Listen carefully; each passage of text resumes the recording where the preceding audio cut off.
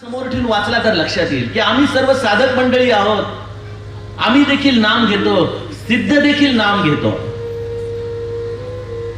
आम्ही देखील सगुण उपासना करतो, सिद्ध देखील सगुणोपासना करतो.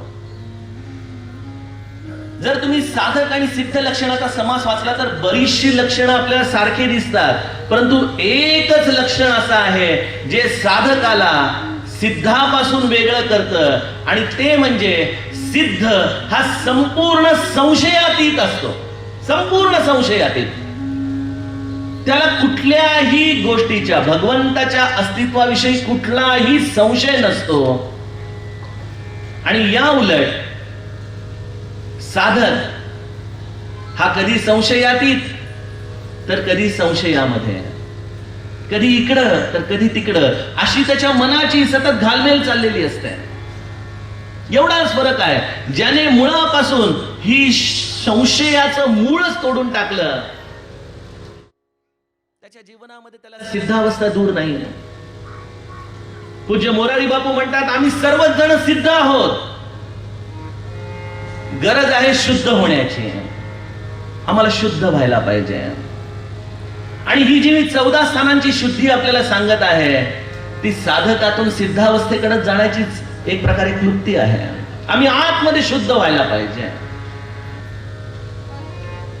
आणि आनंद सागर हा छोटासा गोविंद आपल्या या दासबोधाचा हा सिद्ध लक्षणांचा समास वाचतोय आणि विचार करतोय मनामध्ये की खरंच असं कोणी असू शकतं?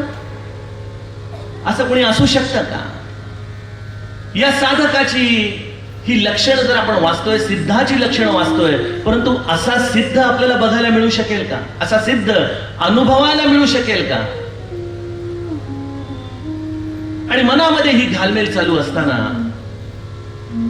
डोळे मिटून बसलेला गोविंद देवघरामध्ये समई लावली असेल, आणि त्या प्रातःकाळच्या अंधकारामध्ये अचानक केशर कस्तुरीचा घमघमाट या देवघरामध्ये त्याच्या जवळ भरून गेला. कुठतरी सुंदर असा निनाद अंतःकरणामध्ये होऊ लागला, आणि हृदय पटलावरती भगवा रंगाची कफनी घातलेले एक सत्पुरुष उभे राहत आहेत. एका सुंदर मधुर आवाजामध्ये म्हणतायत, बाळा मला येऊन भेट, मला येऊन भेट. एवढं मोठं इंदोर शहर, हातापायांमध्ये बळ नाही, जवळ पैसा नाही, कोणाला विचारायचं तर लोक वेड्यात काढतील असा प्रश्न. मला येऊन भेट. अरे पण कुठे येऊन भेटू मी तुम्हाला? परंतु मनाची ही अशी अवस्था झालेली आहे, आणि त्यामुळं हा छोटा गोविंद या सिद्ध पुरुषाला भेटण्यासाठी म्हणून आईला तर सांगतोय की आई मी निघालो पेढीवर, पण पेढीवर न जाता इंदोरच्या छोट्या गल्ल्यांमधून फिरतोय. इकडं जातोय, ह्या मंदिरात जाऊन शोध घे, त्या मंदिरामध्ये जाऊन शोध घे, तिकडं जाऊन बघ. सतत त्याच्या दृष्टीला आपला विषय काय चाललाय? लोचन चातक जिन करी राखे, रही दरस जलधर अभिलाषे. आणि हे चातकासारखे डोळे या छोट्या गोविंदचे या इंदोरच्या गल्ल्यांमधून फिरतायत आपल्याला भेटलेल्या या सत्पुरुषाच्या भेटीसाठी, ज्याने आपल्याला वचन दिलेलं आहे की तुम्हाला येऊन भेट, तुम्हाला येऊन भेट. पहिला दिवस जातो, हातापायातलं बळ संपतं, संध्याकाळ होते, घरी येतो, आईने केलेली भाकर थोडीशी खायची, आणि तसाच थोडासा निराश झालेला थकलेला गोविंद झोपी जातोय. दुसरा दिवस देखील अशाच पद्धतीने आर्ततेने महाराजांचा शोध घेत घेत गोविंदचा चाललेला आहे. आणि तिसऱ्या दिवशी सकाळी पुन्हा एकदा त्याच उर्मीने हा गोविंद, ज्या या संतांनी आपल्याला येऊन भेट असं सांगितलंय, त्यांच्या शोधासाठी या इंदोरच्या गल्ल्यांमध्ये फिरत असताना एका गल्लीमध्ये, राम मंदिराच्या एका छोट्याशा गल्लीतून काही मंडळी रघुपती राघव राजा राम पतित पावन सीताराम,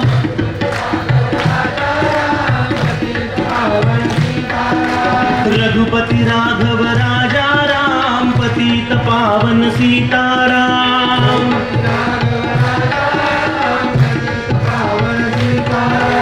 रघुपति राघव राजा राम पतित पावन सीताराम.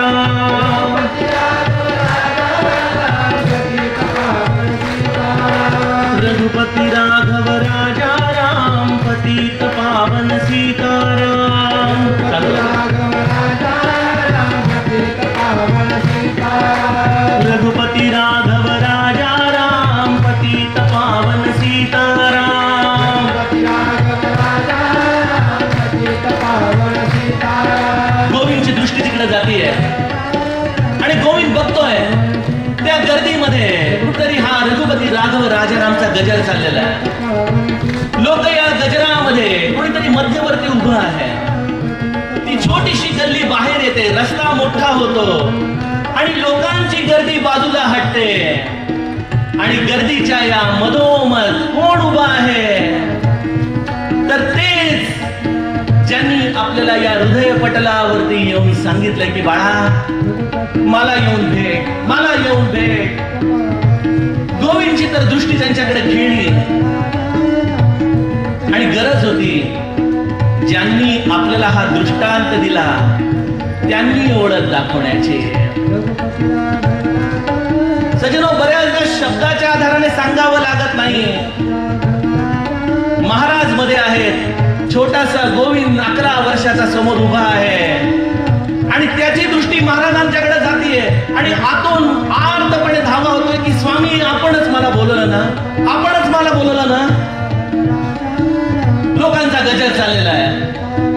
रघुपती राघव राजा राम पतित पावन सीताराम. रघुपती राघव राजा राम पतित पावन सीताराम. रघुपती राघव राजा राम पतित पावन सीताराम.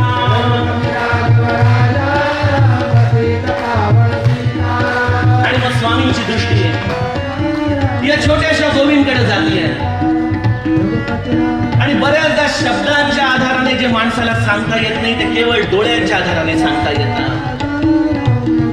आपल्याला माहिती आहे का की कासव आहे ना, कासव त्याच्या पिल्लांना कसं सांभाळतात? ते कासव आपली अंडी समुद्राच्या वरती वाळूमध्ये कुठेतरी खाली घालून ठेवतात आणि केवळ आपल्या डोळ्यामधल्या करुणेने त्या आपल्या पिल्लांची तो तृष्णा, त्यांची तो काळजी घेत असतो. आणि त्याप्रमाणे श्री महाराज आपल्या या प्रेमाने ज्या गोविंदकडे बघतायत त्या प्रेमामध्येच त्यांनी सर्व काही सांगून टाकलं की बाळा हो, मीच तो ज्याने तुला बोलवलं होतं, मीच तो जो तुझी वाट पाहतोय. आणि जेव्हा गोविंदला ही दृष्ट झाली आणि जेव्हा हृदयाला भावना पडली की हेच माझे स्वामी आहेत, हेच माझे स्वामी आहेत, जसं वासरू गाईकडे धावत जावं त्याप्रमाणे गोविंद महाराजांच्या चरणांवरती जाऊन पडतोय. आणि या छोट्याशा गोविंदला महाराज जवळ घेताय, पोटाशी धरताय. बस बाळा, सगळं लोक निस्तब्ध झालेले. कोण आहे हा मुलगा? कोण आहे?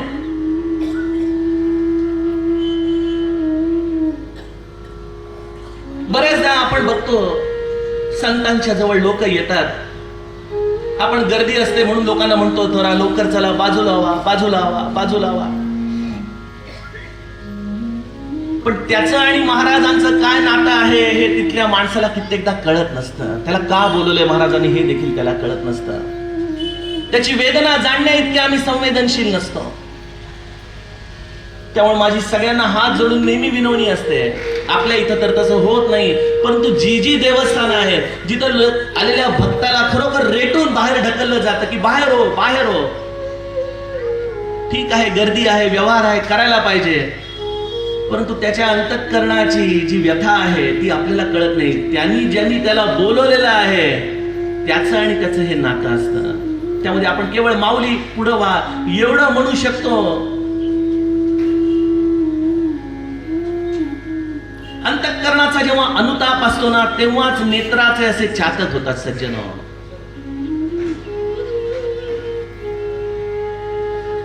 विभीषण जेव्हा आपल्या सर्वस्वाचा त्याग करून रामाजवळ आला तेव्हा रामाजवळ घेऊन जावं की नाही असा प्रश्न रामाने सुग्रीवाला विचारला. सुग्रीवा, तुला काय वाटतं रे, विभीषणाला आत घ्यावं का नाही? सुग्रीव म्हणतो अजिबात नको घ्यायला. अहो, तो रावणाचा भाऊ आहे, माहित नाही कशासाठी तो आलेला इथं. आपण त्याला सरळ तुरुंगामध्ये टाकून द्या. राम म्हणतो की तू ठीक म्हटलास, सखा कही तुम नीकी बिचारी. पण तुला काय सांगू रे, मम पण सरना गत भय हारी. जो शरणागत येतो त्याचं भय दूर करणं हे माझा पण आहे. जा म्हणे उभय भांति तेहि आनहु हस कह कृपा निकेत जय कृपाल कही कपि चले अंगद हनु समेत. विभीषणाला आणण्यासाठी गोस्वामीजींनी किती सुंदर शब्द वापरलाय. जय कृपाल कही कपि चले अंगद हनु समेत. हनु हनु म्हटलेलं आहे. गोस्वामीजींना एकदा एकाने विचारले की आपण फक्त हनु या शब्दाचा वापर का केला, हनुमान का नाही म्हटलं. या सुंदरकांडचं जेवढं आपण चिंतन करायला त्यातून वेगवेगळे रंग त्यातून बाहेर येतात. कालच नाही का महाराज सांगत होते ना रात्री कीर्तनामध्ये, रस आहे हा, वेगवेगळ्या पद्धतीने रस येतो.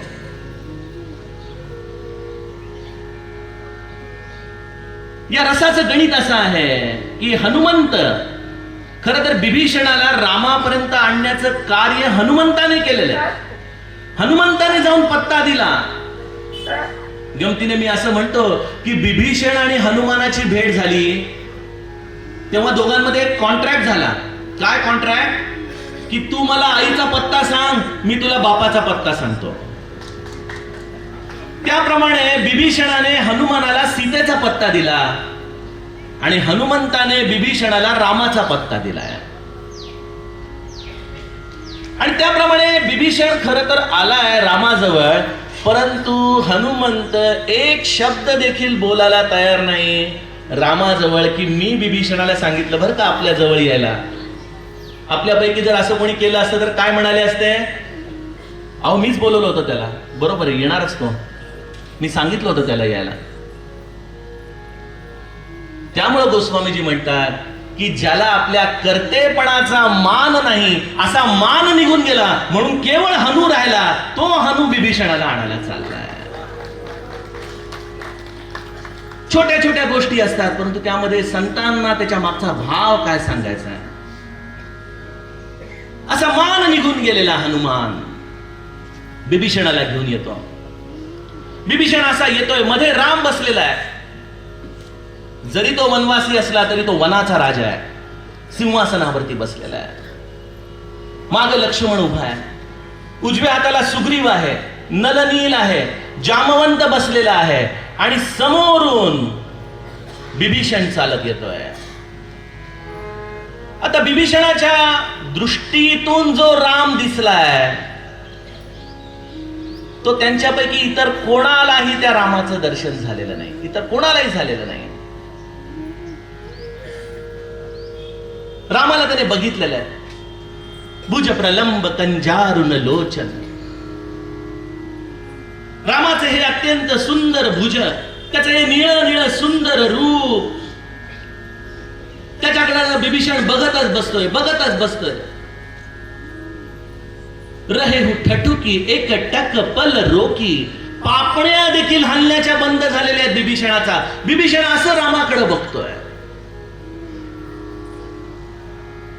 आणि विभीषणाने तिथं जाऊन कसं बस स्वतःला सावरलं, कसं बस आपल्या अश्रूंना थांबवलंय आणि रामासमोर जाऊन त्याने कन्फेशन केलं, आपल्या मनातला भाव सांगून टाकला. पहिलं वाक्य विभीषणाने काय उच्चारलं, ही शरणागती आहे सज्जनो. पहिलं वाक्य उच्चारलंय, नाथ दसानन कर मैं भ्राता निशिचर बंस जन्म सुर त्राता सहज पाप प्रिय तामस देहा जथा उलुकही तम पर नेहा. पहिलं वाक्य विभीषणाने रामाजवळ येऊन केलेलं उच्चारण अत्यंत महत्वाचं वाक्य. काय वाक्य आहे?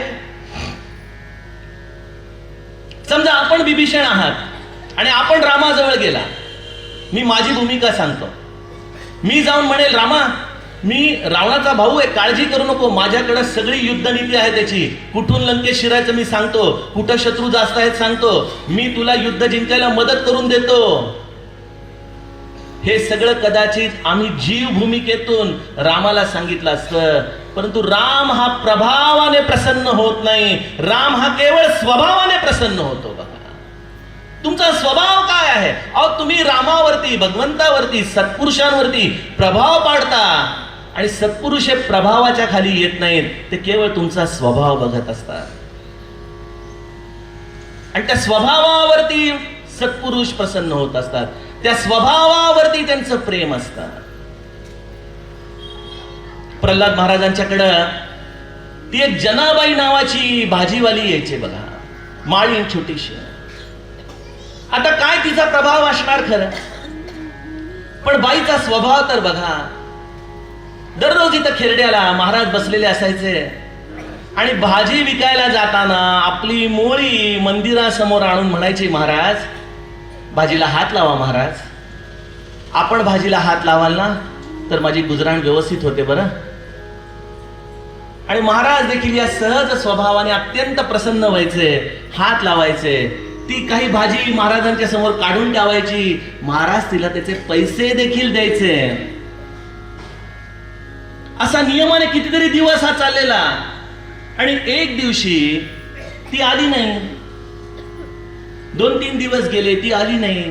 शेवटी महाराजांनी एकाला विचारलं, अरे जा रे, ती जनाबाई येत का नाही बघ बरं. तर बाई घरामध्ये अंथरूण धरून पडली होती. आता हातावरती पोट, काय करायचं. महाराजांनी सांगितलं, अरे तिला जरा शिधा पाठवा बरं घरामध्ये. म्हणून तिला पुरेल एवढं, तिच्या मुलाबाळांना पुरेल एवढं 8 दिवसाचा शिधा महाराजांनी पाठवून दिला. 1.5 महिन्यानंतर बाई बरी झाली, ओक्साबोक्षी रडत महाराजांच्या जवळ आली. म्हणाली, आमचा बाप देखील सांभाळणार नाही, एवढं प्रेम केलं स्वामी. अहो 1.5 महिना पुरेल एवढा शिधा आपण पाठवून दिला मला.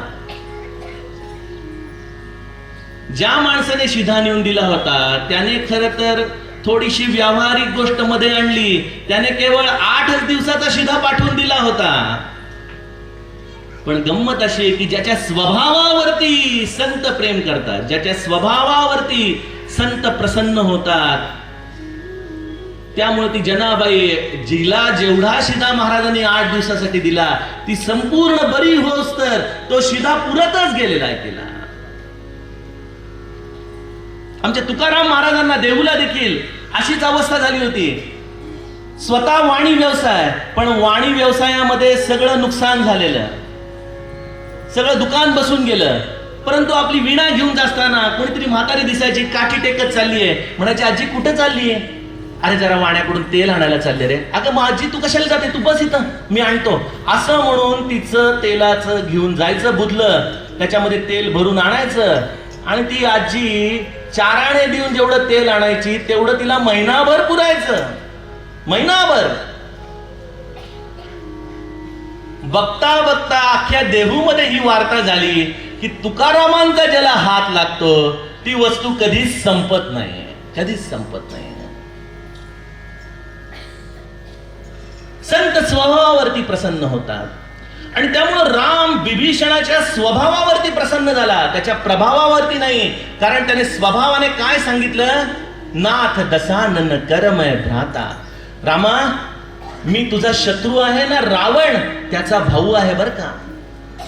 निश्चर वंश जन्म सुरत राहता. माझा जन्म राक्षसी वंशामध्ये झालेला आहे. मी तुझ्या देवत्वाला शोभणारा नाही. आणि सहज पाप प्रिय तामस देहा. मला अत्यंत पाप मनापासून आवडतं.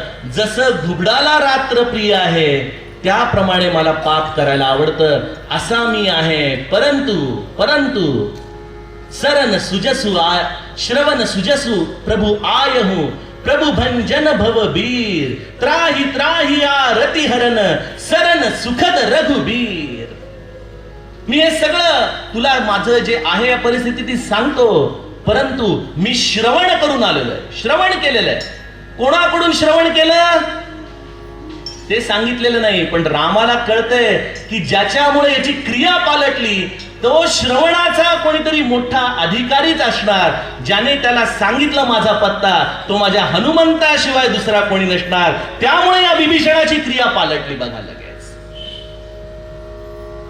श्रवण सुजसु सुनी आयहु. प्रभु भंजन भवधीर.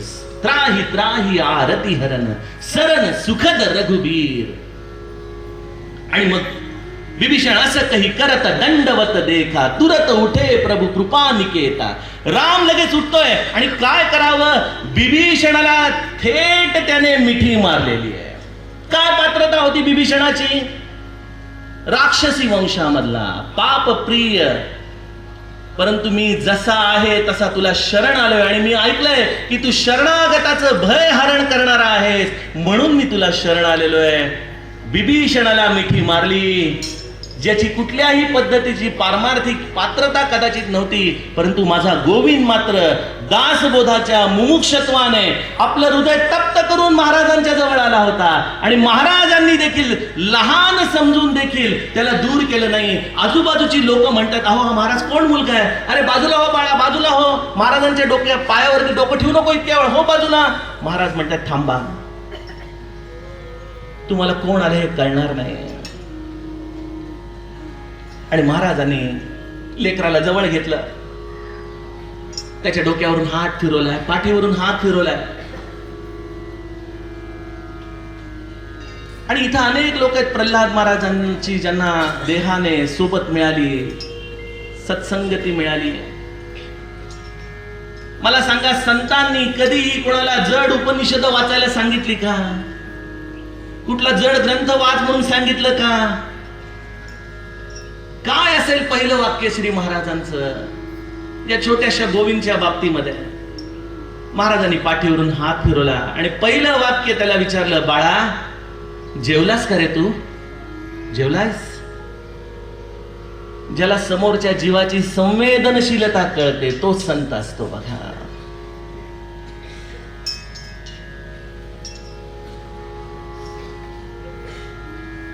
का महाराज आपल्या सगळ्या लोकांना आल्या गेलेल्या प्रत्येकाला जेवायला बसवायचंय?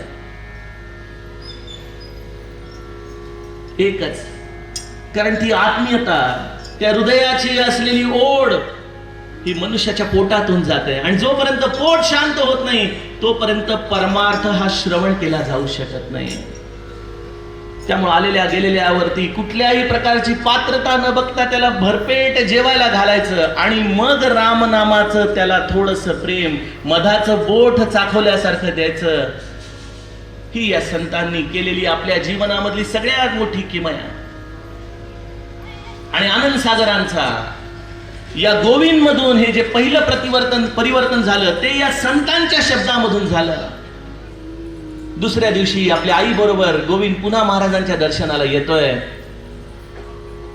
आणि मग या छोट्या गोविंदला महाराजांनी स्नान घातलं आणि आईला आणि तिच्या मुलाला म्हणजे अर्थात गोविंदला अनुग्रह दिला. आणि तिथून या गोविंदची आनंद सागर या दिशेने पायवाट सुरू झालेली आहे. सांगायचा उद्देश असा सज्जनो की संतांचं दर्शन तर आम्ही सगळेच जण घेतो, परंतु ज्या दृष्टीने गोविंदने ब्रह्मचैतन्यांना बघितलं ती दृष्टी आज कदाचित माझ्या जवळ नाही.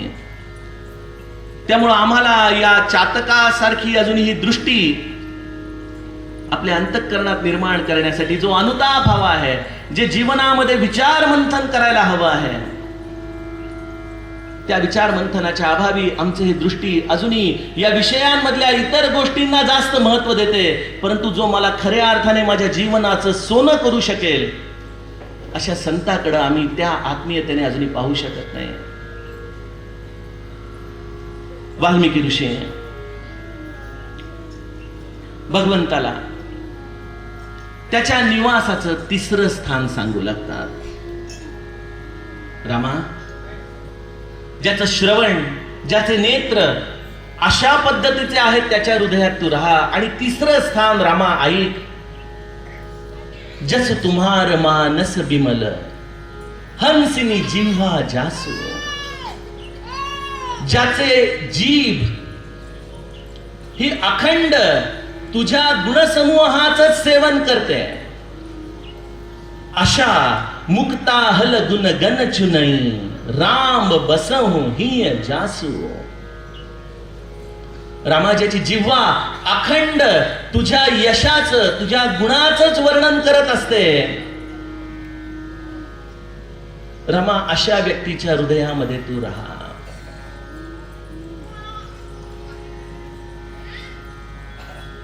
श्री महाराज म्हणायचे की परमार्थामध्ये जर सगळ्यात मोठा विजय आपल्याला काही प्राप्त करायचा असेल तर ज्याने आपली जिव्हा जिंकली, ज्याने आपली जीभ जिंकली, त्याने 50% जास्त परमार्थ जिंकलेला आहे.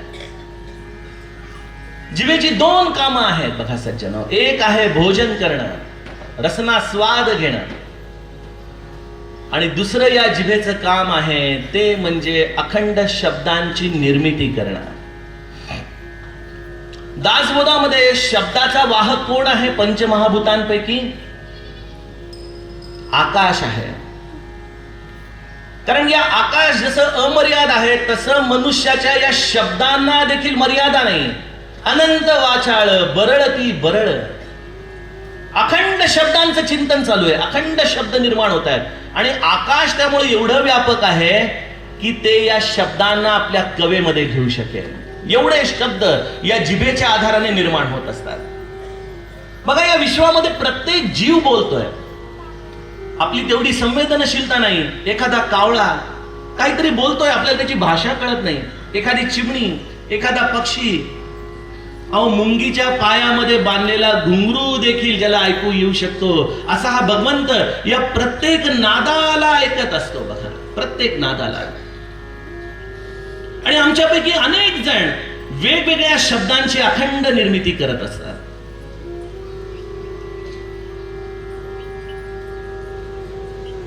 बऱ्याचदा शब्द जेव्हा आपण बोलून जातो त्यावरती आपण विचार करू शकत नाही, पण आपण जे काही दिवसभरामध्ये बोलतो त्यावरती जर आपण पुनर्विचार केला आणि लक्षात येतं की हे सगळं खरं बोलण्याची गरज होती का, तर बहुतांश वेळेला लक्षात येतं की ते विषय जर मी बोललो नसतो तरीही चाललं असतं. परंतु ही जीवा नावाची गोष्ट शांत बसू शकत नाही. श्री प्रल्हाद महाराजांच्या बरोबर जी लोक आहेत ती सांगतात की महाराज बहुतांश वेळेला नामरूपाचं मौन धारण करून बसलेले असायचे. कधी कुठल्या विषयावरती अल्हाळ पल्हाळ अशा गप्पा मारत बसणं हा संतांचा, सद्गुरूचा स्वभाव नसतोच. आणि जर बोलायची वेळ आली तर आमचे विनायकराव सांगायचे, विषय जरी कुठलाही असला तरी महाराज त्या विषयाला असं काही वळवायचे की ते शेवटी सगळं रामावरतीच येऊन थांबायचं. जस तुम्हार मानस बिमल हंसिनी जिव्हा जासू. ज्याची ही जीभ केवळ जर काही उच्चारण करत असेल तर रामाच्या सुयशाचं उच्चारण करते, अशी ज्याची जिव्हा आहे, अशा व्यक्तीच्या हृदयामध्ये रामा तू निवास कर. सज्जनो, आपण बघतो की अनेक लोक सोळ हा भाग अत्यंत मनापासून सांभाळतात आणि तो सांभाळला देखील पाहिजे. एक अत्यंत पावन परंपरा आहे ही आपली. प्रल्हाद महाराज देखील बहुतांश वेळेला सोहळ्यामध्येच आपल्याला त्यांचे फोटोज दिसतात. त्यांचं भोजन तर त्यांनी मुंजीपासून सोहळ्यामध्येच केलेलं होतं. परंतु सोहळं हे केवळ देहाचं प्रल्हाद महाराजांनी धारण केलं नव्हतं बरं का.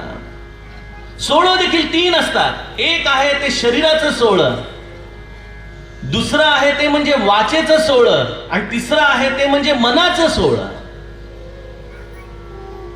ज्या पद्धतीने शरीराने आपण सोहळं नेसल्यानंतर विटाळांपासून लांब राहतो, परमार्थामध्ये साधक कदाचित शरीराचं सोहळं नेसेल न नेसेल, परंतु 2 सोहळी त्याच्यासाठी अत्यावश्यक आहेत. मग तो स्त्री असो की पुरुष. एक म्हणजे त्याच्या वाणीचं सोहळं आणि दुसरं म्हणजे त्याच्या मनाचं सोहळं.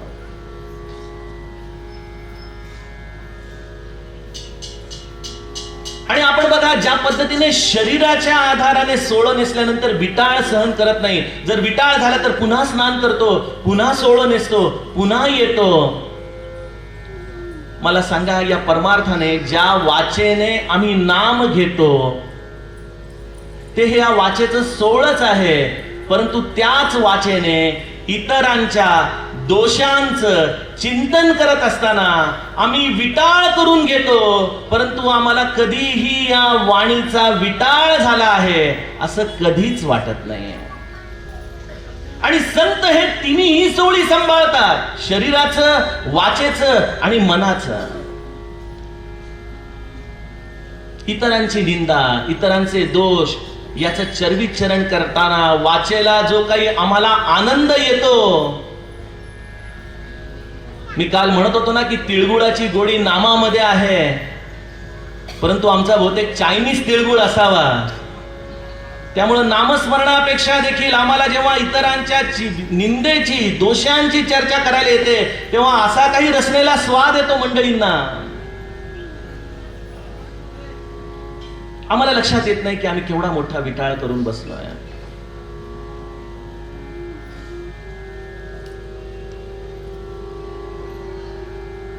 परमार्थामध्ये एकतर मौन धारण करावं या प्रपंचाच्या विषयांविषयी, आणि जर बोलायचं झालं तर केवळ रामाचं भजन, रामाचं गुणसंकीर्तन याविषयीच बोलावं. आणि त्याही पलीकडे जाऊन व्यवहारामध्ये पडायचीच वेळ आली तर अत्यंत सावधानतेने एक गोष्ट सांभाळावी की आपण कोणाची निंदा, आपण कोणाच्या दोषांचं चिंतन तर या वाणीने करत नाहीये ना.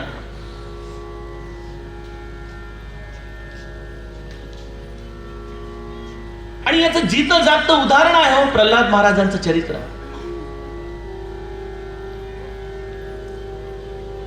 गाव म्हटलं की तिथं चांडाळ चौकडी असतेच.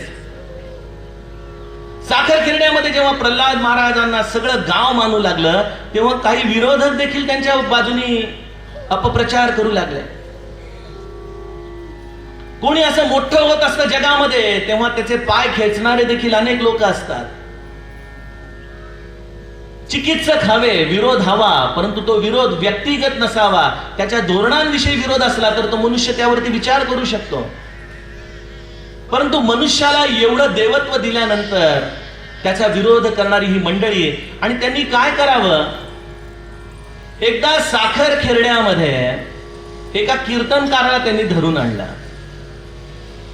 आणि त्या कीर्तनकाराला सांगितलं की जर तू प्रल्हाद महाराजांच्या विषयी काहीही वाटते ते बोलशील कीर्तनामध्ये आणि जर त्यांना राग आणून दाखवलास तर तू म्हणशील ते आम्ही तुला बक्षीस द्यायला तयार आहे. इथंच कीर्तन झालं असावं. सुरुवातीची सगळी प्रस्तावना झाली, काही संतांचा अभंग सांगून झाला आणि त्यानंतर आजच्या काळामध्ये ढोंगी साधू कसे आहेत असं म्हणून प्रल्हाद महाराजांच्याकडे निदर्शन करत त्यांच्याच गावात त्यांच्याच भक्तांसमोर प्रल्हाद महाराजांची त्याने निंदा करायला सुरुवात केली आहे.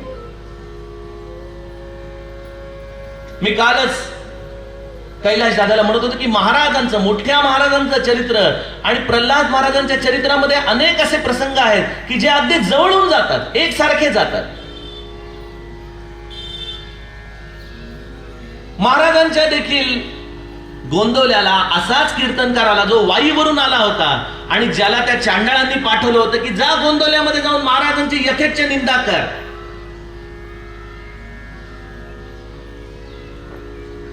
आणि त्यांनी येऊन गोंदवल्यामध्ये रामासमोर अभंग लावला की काय कलियुग आलंय की असे संत आले की ज्यांच्या तोंडामध्ये तंबाखूची नळी आहे, असे संत इथं आलेले आहेत असं म्हणून त्याने महाराजांवरती यथेच्छ तोंडसूक घ्यायला सुरुवात केली. भवानराव वगैरे जी महाराजांची जीवष्ट कंठश लोक होती त्यांचा तळ पायाची आग मस्तकाला जाऊ लागली. महाराजांनी फक्त हात केला सगळ्यांना, बस शांत बसा. आणि पाटावरती महाराज बसले आणि डोळे मिटून त्याचं कीर्तन ऐकत राहिलेले आहेत. प्रल्हाद महाराजांनी देखील डोळे मिटून त्या समोरच्या मनुष्याने सांगितलेलं सगळं कीर्तन ऐकून घेतलं. सगळं कीर्तन ऐकून झाल्यानंतर गोंदवल्याला महाराज उठले. नेहमीच्या प्रथेप्रमाणे कीर्तनकारांना गौरवोद्गार काढायचे म्हणून महाराज म्हणाले अतिशय छान कीर्तन केलं बरं का, रामाची फार छान सेवा केली आपण. यावरती तोच मनुष्य भडकला, अहो कसली रामाची सेवा, तुम्ही तर काही ऐकत नव्हता, झोपला होता, मी बघितलंय तुम्हाला. तो कीर्तनकारांनी असं म्हटल्यानंतर महाराज म्हणाले नाही हो मी झोपलो नव्हतो. अहो बघा मी तुम्ही सांगितलं ना कीर्तनामध्ये ते सगळं लिहून काढलंय. असं म्हणून पाटाच्या खालून एक पान काढलं, त्यावरती सगळं कीर्तन जसंच्या तसं लिहिलं होतं. खरं तर त्या माणसाने तेव्हाच पाय धरायला पाहिजे होते महाराजांचे, कारण महाराज काही लिहिताना दिसलेच नव्हते. पण बुद्धी भ्रमिष्ट झालेला तो मनुष्य म्हणाला सोडा हो, उगीच मला प्रभावित करू नका तुम्ही, मी काय तुमच्या या भक्तांपैकी नाही. असं म्हणून महाराजांची त्याने निंदा चालूच ठेवली. इथं प्रल्हाद महाराजांच्या विषयी कीर्तनामध्ये हा अद्वा तद्वा बोलला आणि नंतर जाऊन कुठेतरी झोपून गेला. रात्र उशीर झाली म्हणून इथंच मुक्काम केला.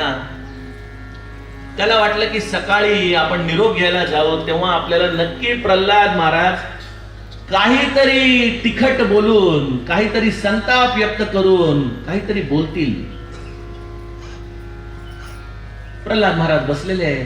हे कीर्तनकार बुवा आले, नमस्कार केला आणि प्रल्हाद बुवा म्हणाले, फार छान सेवा झाली बरं रामाची. आपण चांगलं माझ्या नेत्रांमध्ये बोधांजन घातलं बरं का. माझे डोळे चांगले तुम्ही उघडले. खूप चांगलं बोलला तुम्ही. दोष बघायचे नाहीत, दोष बघायचे नाहीत. म्हणजे किती टप्प्यापर्यंत दोष बघायचे नाहीत सज्जन. इथं आम्ही कोणाचं काही वाकडं करत नाही, तरी सरळ चालत असताना देखील लोकांना आपण वाकडे दिसत असतो बघा. अशी परिस्थिती आहे. मग अशा या लोकांच्या नादी लागून त्याने आरे म्हटलं म्हणून आपण कार्य करत या जिभेच्या आधाराने या भगवंताचं नाम सोडून या प्रपंचाच्या विषयीच्या गप्पा मारत बसलो तर कधीही आमचं चित्त शुद्ध होणार. कधी या हृदय मंदिरामध्ये आपले प्रल्हाद महाराज, आपला राम, आपले श्री महाराज निवासासाठी येऊन राहणार. महाराज तर म्हणायचे की एक करा, एक वेळ नाम घेतलं नाही तरी चालेल, पण एक करा, कधीही कोणाचं मन दुखवू नका म्हणायचंय. आणि आज आपण बघतो की परमार्थामध्ये एका हाताने जपाची माळ चाललेली आहे आणि दुसऱ्या हाताने जिभेने लोकांची मनं आपण पाय पुसण्यासारखी तुडवतो सज्जन. ज्या भगवंताने विभूती योगामध्ये मन म्हणजे मी आहे हे सांगितलं, त्या दुसऱ्याच्या मनाचा विचार न करण्याची असंवेदनशीलता आपल्याला परमार्थात दिसते. आणि संतांनी काय केलं आयुष्यभर? त्यांच्याकडे आलेल्या गेलेल्या प्रत्येकाची कुठलीही पात्रता न बघता त्याला केवळ प्रेम दिलं, त्याला गोंजारून आपलंसं केलं. आमचे विनायकराव किती छान प्रल्हाद महाराजांची भाषा सांगतात. अरे बाळ, असं करा बरं, आता आपण असं करू, असं म्हणून जरी समोरची व्यक्ती कुपात्र असली तरी त्याला आपलंसं करून या बाळ शब्दाच्या आधाराने आपल्या जवळ घेणारे हे संत असतात बघा. अशी वाणी, अशी ही जिव्हा भगवंताचं गुणगान करते आणि व्यवहारामध्ये कधीही कोणाचेही दोष बघत नाही. मेडिकल सायन्स मध्ये एक वाक्य फार छान आहे. असं म्हटलं जातं की जिभेला झालेली जखम ही लगेच बरी होते, कारण आपल्या तोंडामध्ये असलेली लाळ हेच त्याचं औषध असतं. त्यामुळे जिभेला झालेली जखम ही लगेच बरी होते. परंतु संत सांगतात की जिभेला झालेली जखम जरी लगेच बरी होत असते तरी जिभेने केलेली जखम ही कधीच बरी होत नाही. जो जिभेने जखम करतो,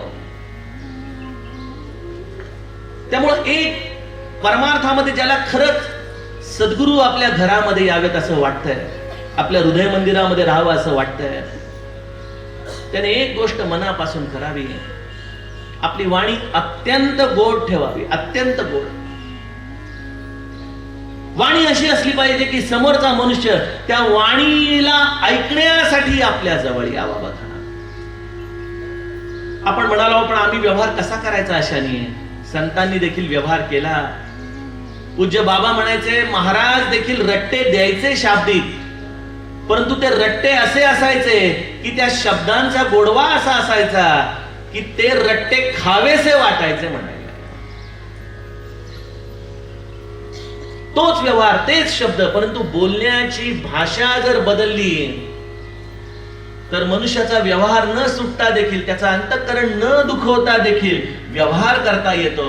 आणि जे आजच्या काळामधले मोठे मोठे नेते आहेत ना, त्यांनी हे एकच केलंय, हे संघटनाचं कौशल्य वापरलं की त्यांनी लोकांना अशा पद्धतीने एकत्रित केलं, जोडलं. प्रत्येकामध्ये गुणदोष आहेत, त्या दोषांच्याकडे त्यांनी कानाडोळा केला, त्याच्या गुणांना त्यांनी प्राधान्य दिलं आणि त्या गुणाच्या आधाराने जेव्हा ते गुण प्रबल झाले तेव्हा दोष स्वाभाविकपणे लहान होत गेले. आणि त्यामुळे महाराज देखील म्हणायचे की आपण देखील आपलं घर गोकुळ करू शकतो, ज्या घरामध्ये सासू आणि सून अत्यंत प्रेमाने एकमेकांशी संवाद करतात, ज्या घरामध्ये दोन भाऊ एकमेकांशी अत्यंत गुण्यागोविंदाने संवाद करतात, ज्या घरामध्ये बाप आणि लेक अत्यंत गुण्या गोविंदाने संवाद करू शकतात. तेच घर श्री महाराजांना अत्यंत प्रेमळ असं घर आहे, प्रिय असं घर आहे. त्यामुळे आपली ही वाणी आणि त्या वाणीचं जे दुसरं अंग आहे भोजनाचं, त्या भोजनाच्या आधाराने गोस्वामीजी आपल्याला या चौपायांच्या आधाराने चौथं अंग सांगू लागतात की हे चौथं अंग रामा, की ज्याच्या आधाराने तू त्या देहामध्ये वस्तीला जा, ते चौथं अंग. ही चौपाई आपण गाऊन बघूयात. प्रभु प्रसाद सुची सुभग सुवासा, प्रभु प्रसाद सुची सादर जासुल नितनासा,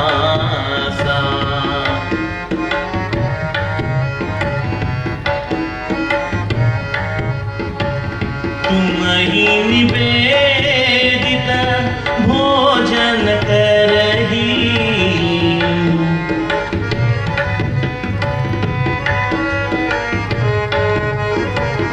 प्रभु प्रसाद पट भूषण धरही,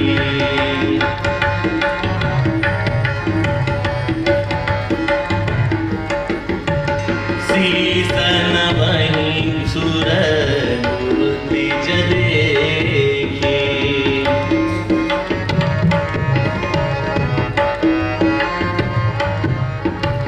प्रीति सहित करी विनय विशेषी,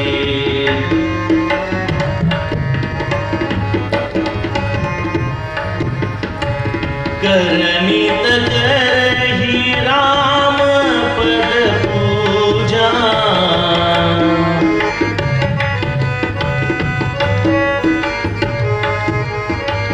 राम भरोस हृदय नहीं दूजा,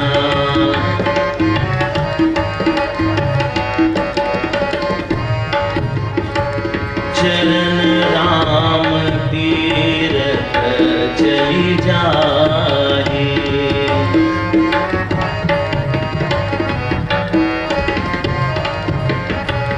राम बसहु तिन के मन माहे,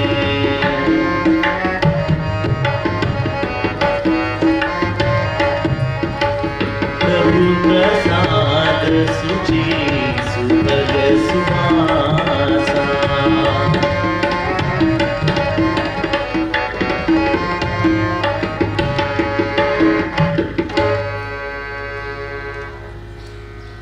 गोस्वामीजी या वाल्मिकी ऋषी आणि रामाच्या संवादातून रामाच्या सद्गुरूंच्या वस्तीची जी आपल्याला स्थान सांगतायत, त्यातलं आपल्याला हे चौथं स्थान सांगत आहेत.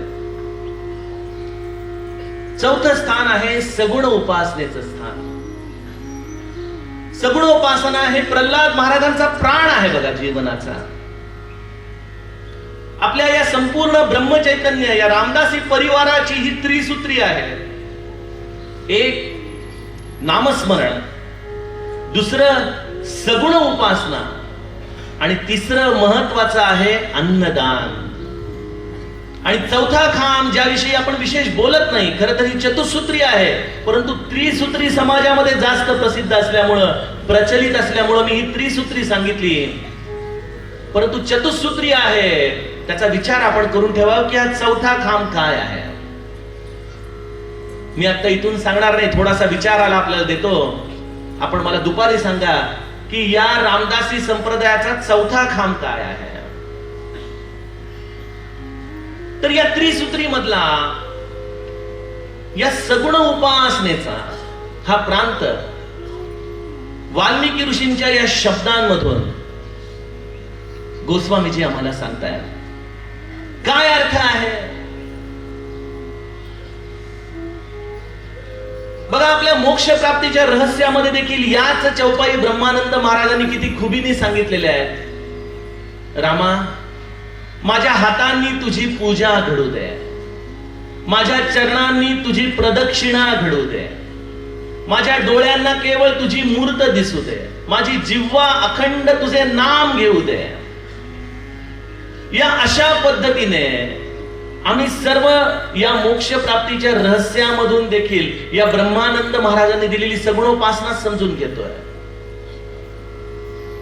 गोस्वामीजी देखील आम्हाला सांगतायत की प्रभू प्रसाद सुची सुभग सुवासा सादर जासु लहही नित नासा तुमही निवेदित भोजन करही प्रभु प्रसाद पट भूषण धरही सीस नवही सुर गुर द्विज देखी प्रीति सहित करी विनय विशेषी करनित करही राम कर पूजा राम भरोस हृदय नहीं दूजा. सगुणोपासनामध्ये ज्या भगवंताला आपण मूर्त रूपामध्ये आणतो, त्या मूर्त रूपामध्ये आज आपल्या प्रत्येकाच्या घरामध्ये, देवघरामध्ये म्हणा, आपल्याकडे असलेली तस्बीर म्हणा, या रूपाने आपण त्या भगवंताला सगुण साकार करून ते आहेत या अस्तित्व भावनेने त्यांच्याकडे पाहत असतो. परंतु संतांची दृष्टी या सगुणोपासनेकडे पाहण्याची आणि माझी पाहण्याची दृष्टी यामध्ये मूलभूत भेद आहे. गोंदवल्याला जेव्हा महाराजांनी राम मंदिर बांधलं ना, तेव्हा आमच्यासारखे चिकित्सक मंडळी तिथं जायचे आणि महाराजांचं राम मंदिर बघून झाल्यानंतर म्हणायचे, महाराज फार छान बांधलो मंदिर, कुठून आणल्या या मूर्ती? फार छान कोरीव आकारात पाषाणामध्ये बनवून आणल्यात बरं. यावरती महाराजांच्या डोळ्यांना पाणी यायचं आणि म्हणायचे, अहो तो तुम्हाला पाषाणाचा राम वाटतोय का हो? अहो तो पाषाणाचा राम नाही, तो प्रत्यक्ष राजा राम तिथं उभा आहे. एकदा माझ्या रामाला डोळे भरून पहा तर खरं. त्या रामाला एकदा तरी डोळे भरून पहा या शब्दाचा देखील अर्थ आम्ही नीट समजून घेतला नाहीये. ज्या पद्धतीने आपण आपल्या मुलाबाळांवर प्रेम करतो, ज्या पद्धतीने आपण आपल्या सर्वस्वावरती प्रेम करतो, त्या सर्वस्वाच्या भावनेतून तुम्ही रामावरती प्रेम करा. आणि हे सगळं सख्य भक्तीचं गणित आहे. या सगुणोपासनेमध्ये तुम्ही जेवढं त्याला सख्यत्व द्याल, तेवढीच या भगवंताची मूर्त देखील तुमच्यासाठी जिवंत होऊ लागते. माझ्या नाथांनी पैठणला पांडुरंगाला त्यांच्या काकड्यामध्ये असं जिवंत ठेवलं आणि दररोज नाथांचा लोणी साखरेच्या प्रसादासाठी लालायित झालेला त्यांचा विजयी पांडुरंग कधी एकदा नाथ येतील आणि सुंदर अभंग म्हणत म्हणत माझ्या मुखाला लोणी साखर लावतील आणि तो लोणी साखरेचा प्रसाद अजूनही मिळेल का म्हणून हात पुढे केलेला, ज्याचा हाताचा ओशटपणा आज इतके वर्ष अभिषेक होऊनही गेला नाही, असा पांडुरंग माझ्या घरामध्ये का बरं जिवंत होत नाही? का मी नामदेवासारखं डोकं फोडून खीर त्याला खाल्ल्याशिवाय मी जाणार नाही, या भावनेने उत्कटपणे सगुणोपासना करू शकतो? सजनो, माझं सगुण उपासनेमध्ये कुठेतरी अंतरंगामध्ये बुद्धीने निश्चय केला की हे खाऊ शकत नाही, हे ऐकू शकत नाही, यांना स्पर्श होऊ शकत नाही, कारण हे कृत्रिम घटकांमधून बनलेले आहेत, हा भगवंत नाही. कुठेतरी हा बुद्धीमध्ये आमचा विकल्प आहे आणि संतांनी त्याला थेट भगवंतच मानलं, त्याला मूर्त मानली नाही. आणि हाच प्रल्हाद महाराजांच्या सगुणोपासनेमधला आणि माझ्या उपासनेमधला फरक आहे. अहो किती उदाहरणं सांगायची महाराजांच्या सगुणोपासनेतली. एकदा हीच रामानंद महाराजांची मूर्त, असेच हिवाळ्याचे दिवस, पुजारी आत गेला आणि नेहमीप्रमाणे पुजाऱ्यांच्या थाटामध्ये त्यांनी पटपट पटपट रामानंद महाराजांचे कपडे काढले. तुम्ही बघताय किती सुंदर त्यांना स्वेटर, त्यांना पगडी, शाल या थंडीच्या दिवसामध्ये थंडी वाजू नये म्हणून घातली गेली आहे. या छोट्या छोट्या गोष्टी देखील खूप काही सांगून जातात. आणि त्या पुजाऱ्याने पटपट त्यांचे कपडे काढले आणि लक्षात आले की अरे पाणी गरम करायचं राहिले. म्हणाला ठीक आहे, काही हरकत नाही, पाणी गरम करायला ठेवलं आणि तेवढ्या स्वारी आल्या आणि नेहमीप्रमाणे पूजेची तयारी कशी चालली आहे बघायला आत गेले तर बघताय काय, रामानंद महाराजांची मूर्त पूर्ण उघडी ठेवलेली, पुजाऱ्याचा पत्ता नाही. पुजाऱ्याला शोधत गेले तर म्हणाला पाणी गरम करायचं राहिलं. अरे म्हणाले वेड्या, तिथं महाराजांना उघडं बसवलं, त्यांना थंडी वाजत नाही का रे? तुला कळत नाही का? इतक्या उशिरा का बरं लवकर कपडे काढलेस त्यांचे? पहिले पाणी गरम करून घेऊन यायचं आणि पटकन मग आंघोळीला घालताना त्यांचे कपडे काढायचे बाळा. केवढा साधा सोपा संदेश आहे. परंतु या सगुणोपासनेचं हे मर्म, कर नित कर ही राम पद पूजा. या हातांनी रामाची पूजा अशा पद्धतीने केलेली आहे की जणू काही तो राम जिवंत त्यांच्या समोर उभा आहे.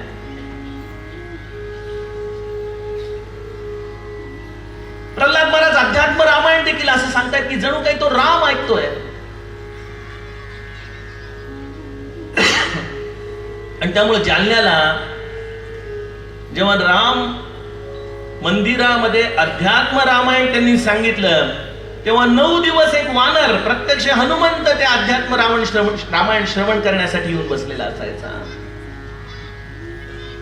सगुणोपासनेमध्ये, या निरूपण सेवेमध्ये, या हरिकथा संकीर्तनामध्ये जेव्हा ती व्यक्ती त्या पात्रांशी तद्रूप होऊन जाते, तेव्हाच त्याच्यामध्ये तो जिवंतपणा आणण्याची ताकद निर्माण होते. बघा, प्रल्हाद महाराजांनी या रामाला देखील जिवंत करून टाकलं. बऱ्याचदा रामाला अभिषेक ते शेवटपर्यंत चालू ठेवायचे की आता सगळी तयारी झाली ना, आता अभिषेक थांबवतो म्हणजे कोमट पाण्यामध्ये राम राहील, पटकन त्याला पुसून घेऊ आणि त्याला कपडे घालू. ब्रह्मचैतन्य महाराजांनी या सगुणोपासनेचं आपल्याला चालतं बोलतं उदाहरण दिलं. रामावरती एवढं प्रेम, एवढं प्रेम, एवढं प्रेम केलं की बऱ्याचदा राम कीर्तनामध्ये महाराजांच्या समोर आपल्या हातातला बाण टाकून आपला आनंद व्यक्त करायचा की महाराज आज कीर्तन काय बहारदार चाललंय हो, मलाच नाचावं असं वाटतंय तुमच्या कीर्तनामध्ये. महाराज गोंदवले सोडून नैमिषारण्याला निघाले, त्या रामाच्या डोळ्यातून अश्रू वाहू लागलेले त्याच मूर्तीमधून. महाराजांना ताप आलाय, तापाच्या वाफा दरवाज्यातून गरम जाणव्यात इतक्या वेदना महाराजांना होत आहेत. आणि इथं माझा राम त्याचा चेहरा उतरवून बसलेला आहे, त्याच्या डोळ्यातून अश्रुपात सुरू झालेला आहे. गणपतराव दामले तिथं सप्ताह बसला असल्यामुळे भजन करतायत आणि रामाकडे बघतायत की अरे रामाच्या डोळ्यातून अश्रू काय येत आहेत. महाराजांच्या खोलीत जाऊन महाराजांना सांगतो, महाराज महाराज महाराज कंटाळतायत तापामध्ये. काय झालं महाराज? रामाच्या डोळ्यातून अश्रू येत आहेत महाराज. तसेच तापामध्ये महाराज उठतात, सोळ्याची लंगोटी नेसतायत आणि रामाजवळ जाऊन रुमाल घेऊन त्याला डोळे पुसत म्हणतात, मला ताप आला म्हणून तुला त्रास होतोय का रे रामा? जाईल बरं माझा त्रास, नको तू मनाला एवढी ग्लानी आणूस. सर्व साधनाचे सार सखा माझा रघुवीर, तो सखा वाटावा, ते केवळ मूर्त नसावी माझ्यासाठी. अशी जो आपल्या हाताने रामाची पूजा करतो, असे पाय ज्याचे रामाभोवती अखंड प्रदक्षिणा घालतात, जो रामाला नैवेद्य दाखवूनच त्याचा हा प्रसाद रूपाने गोष्टी ग्रहण करतो, जो रामाला सर्व काही समर्पित करून त्याच्या द्वारे मिळालेल्या वस्तू म्हणून भोग या रूपाने स्वीकार करतो, असं ज्याचं जीवन आहे त्याच्या हृदयामध्ये रामा तू राहा. परंतु एक गोष्ट सांगू का, संतांची सगुणोपासना म्हणजे केवळ देवघरापुरती सगुणोपासना नव्हती बरं का. कारण की अनेक मंडळी देवघरामध्ये तासनतास पूजा करतात, परंतु त्यांचा जेव्हा आपण बाह्य व्यवहार बघतो तेव्हा आपल्याला लक्षात येतं की सगुणोपासना कुठेतरी अर्धवटच झालेली आहे. त्या अक्कलकोटचे स्वामी समर्थ होते ना, त्यांना एकदा एका शेतकऱ्याने आपल्या बागेमध्ये आलेल्या केळांचे नवीन घड फार सुंदर आले होते. त्याला वाटलं की आपण हे केळी पहिले स्वामींना दाखवावीत आणि मग विक्रीला न्यावीत, म्हणून त्यांनी छान बैलगाडीमध्ये केळी